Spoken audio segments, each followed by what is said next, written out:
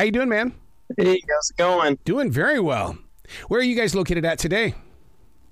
We're outside of Houston, Texas. Nice. See, that right there, that to me is the real capital of music right there. I know Austin would like to own everything, but Houston has got its own sound. Oh yeah. Houston definitely does. I'll tell you what, I when I saw the logo for Key Flight Captains right there at the beginning, I thought, oh my God, there it is. And it's something that you feel the second you see that logo. You know exactly what's about to happen. Who created that logo, and why in that direction? We wanted more of a simpler approach, just, something easily rememberable, for branding purposes. And we actually reached out to this girl named Taylor. I cannot remember her last name for the life of me, but we reached out to her, and she drew up a couple concepts based on, an idea that we had. And, the third one was the one. So we chose that one. I grew up in the world of Kiss, so therefore that logo to me was everything. So when I see a powerful logo, it's like, oh, I could see that logo behind them at a live performance. Oh, yeah, definitely. Yeah. Heartstrings. I'm also a cover person. I love the design of a great cover, and this one right here says, someone is playing with that heart. I love the cover of this. Appreciate it, man.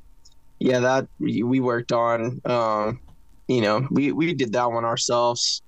I had help from my girlfriend at the time, Sarah. She actually helped out with that. And it just came together very quickly. There's some hardcore drive in this song. I mean, when you first start listening to it, it's almost like I'm banging my hand on that steering wheel, but it knows exactly where it wants to go. Yeah, definitely got the drive, and there's a bit of a waltz to it if you can hear that. When you bring in the different forms of genres, such as that waltz, I mean, is that sitting down and working it out with an acoustic guitar first, or a piano, or how do you bring those two together to marry them? Yeah, so it started with a riff on an acoustic guitar, and I didn't know the timing of it. I thought it was odd for us. Usually we, typical songs like around 4/4. But this timing it had like a sway to it. So we're like, oh, okay.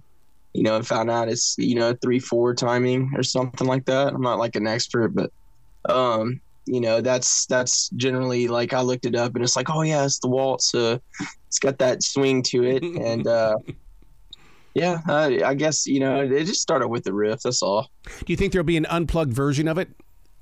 Oh, yeah, definitely. Really? See, that's the kind of stuff that I love about modern musicians with the way that you guys are writing songs, is that there are so many different levels of play that you can take a piece of music. That's very true. That is very true. We definitely will have an acoustic version out in the next, I'd say 2 weeks, 3 weeks. Just to follow up this one. Don't you think that's going to put you on Top 40 radio as well as adult Top 40 radio? I mean, that opens up the door. I mean, because look what it did with so many bands in the 1990s when they would release that more acoustic sound. Yep. Yeah. Sometimes, it works. Who knows? I'll never forget when the group Extreme came into our studios at 95.1 and they gave us More Than Words, and I was like, you've got to be kidding me. This right here is going to set things straight. Yeah, that was a big one, huh? It was. So now, are you guys in search of that kind? Because I mean, you've gotten radio airplay. Do you go out looking for the song, or is it like, this is what I'm feeling in this moment of now? I feel that this when we release it, people are going to dig it, but it doesn't have to have that radio airplay. I mean, there's talks and discussions of, like, the song's organic, like it comes from the idea of it, not really like us being like, all right, let's plan a song out for radio. But, we do go through, like, I don't want to say like a checklist or whatever, but, there's certain format, that radio has to go by, and we try to go along with the guidelines of that. And, we feel like, we had a good, a lesson in that with, the Rod Ryan show over here in Houston, Texas. So, oh, you can't have a song over 4 minutes and 30 seconds. You got to hit the chorus before like 51 seconds and stuff like that. So, yeah, because I was the music director for a radio station, and it was like, okay, where's that hook? I need it by 25 seconds, or it's going into file 13. Because we always thought we knew what the listener wanted. Blah blah blah. Boy, were we ever wrong so many times. Right. Yeah, I think that's the key thing to take away is honestly, you got to get that hook in there, and you got to draw people in, man. That's what it's all about. Is it more difficult today knowing that streaming is out there as well, and that listening audience is 100% completely different from a terrestrial radio audience?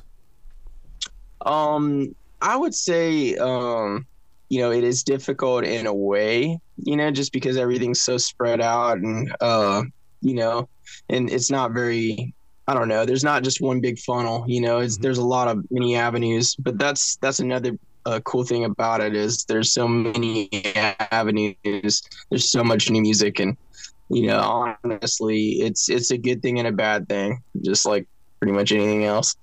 Yeah, because I could be listening to Sirius XM and they've got so many different channels that are broken down, and you're going, well, wait a second, I just heard this song on this channel, but I'm over here at this channel and I'm hearing something, and you just keep jumping all over the place to keep finding your music. Yeah, that's true. There's, you, like you said, you'll catch like some song, be on, Lithium, but it was on like top, and like the pop hits or something like that. Yeah. I know exactly what you're talking about. Yeah, because they break it down to the TikTok channel and all that. I'm going, my God, I mean, to be on TikTok and to have that following is amazing. Yeah. It's crazy how TikTok's kind of developed, and it's a lot of people are using it as an awesome marketing tool, and we're actually getting on that bandwagon as well, and it's really cool to see everything kind of. We've known some people to have some viral videos and stuff like that, and it's changed their success and their trajectory. It's really cool, man, just to see how things like an app or some social media can take a band and elevate a band. Does that change you as songwriters? Because I know as a mobile entertainer, when somebody comes up and says, no, you're not playing it like TikTok does, it needs to be faster, it needs to be shorter, hurry up and get out of the song, don't play the full thing.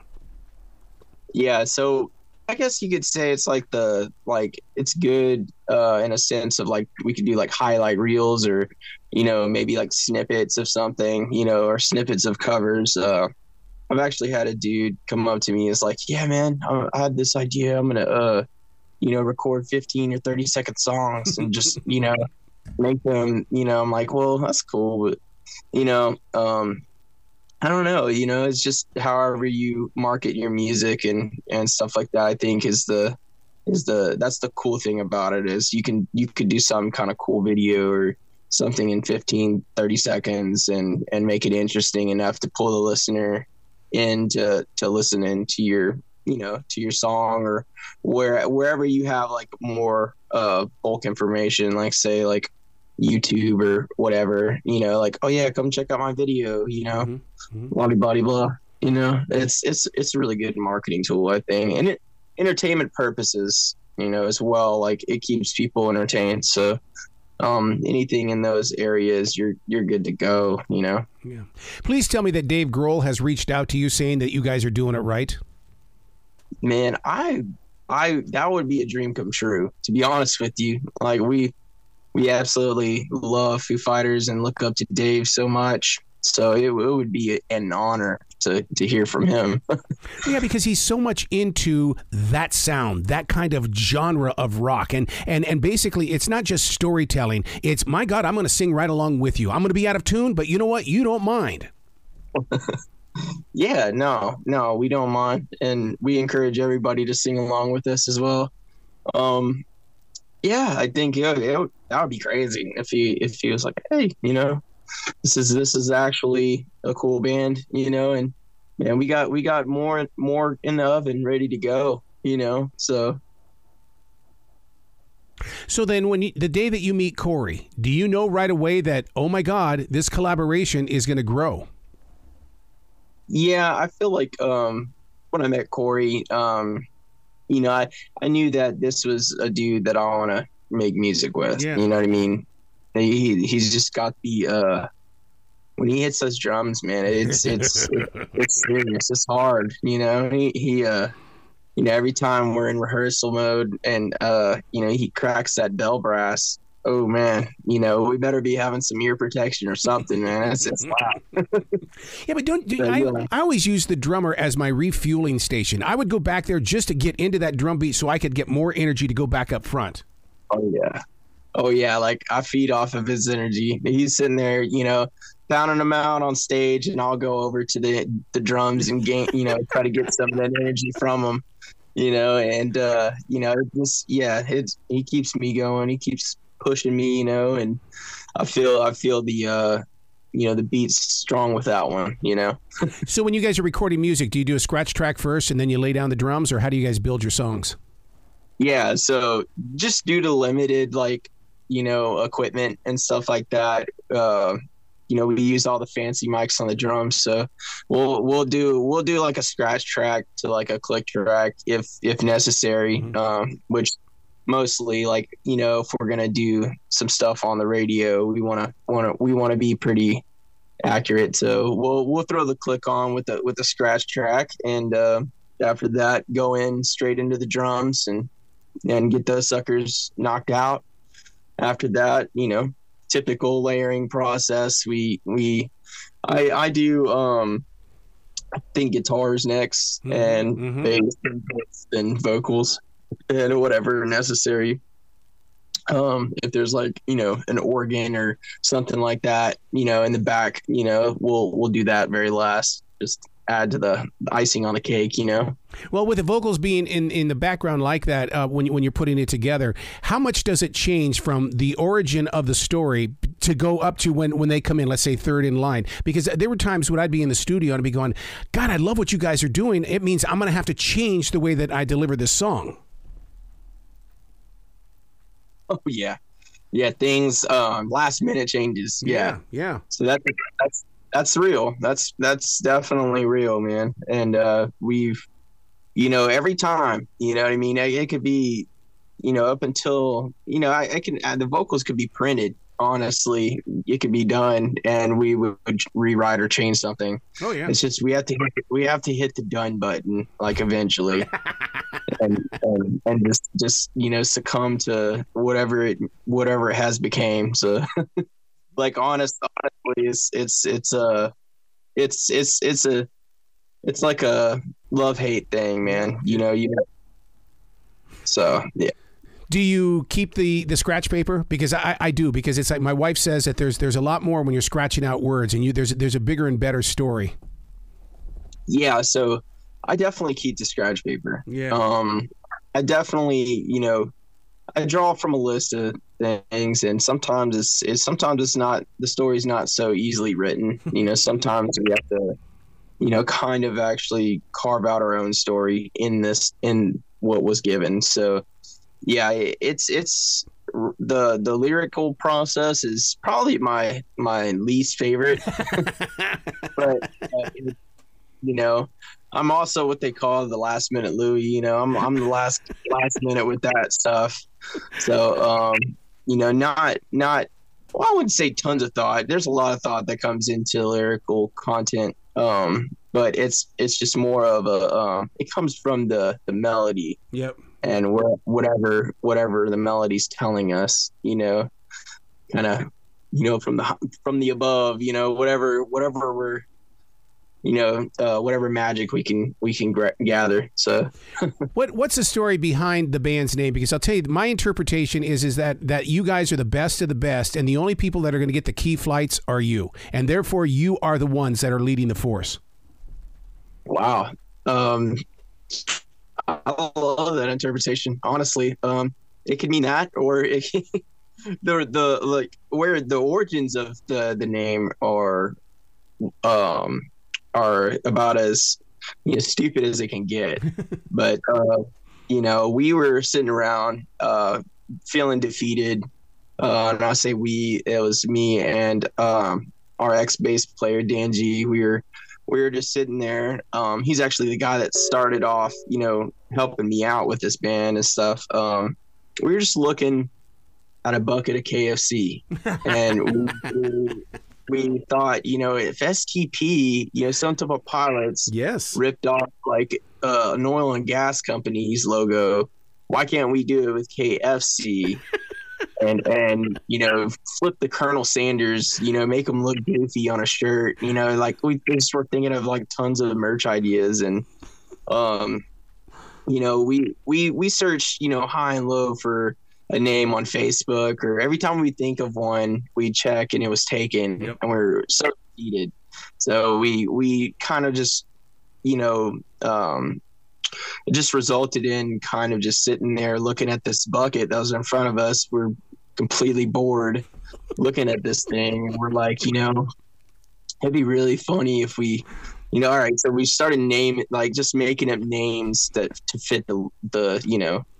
So we're sitting there, and I remember one of them we kicked around was like Kings for Congress and stuff like that. So we just jumbled up some words to kind of fit those things, and we landed on Key Flight Captains, and thought it had a STP vibe to it. So we're like, we're inspired by that band, so definitely throw that in there. And so yeah, I mean, originally that's where that came from, and it doesn't really, I mean, it doesn't have any meaning per se, but I love hearing everybody's interpretations of what it means to them, I love it.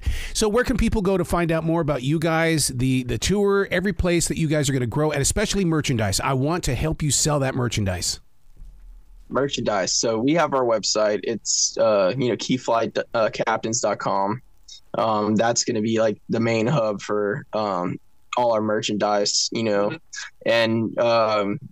we have a link tree. I think it's just Key Flight Captains, link tree. Excellent. Please come back to this show anytime in the future. Ryan, the door is always going to be open for you, dude.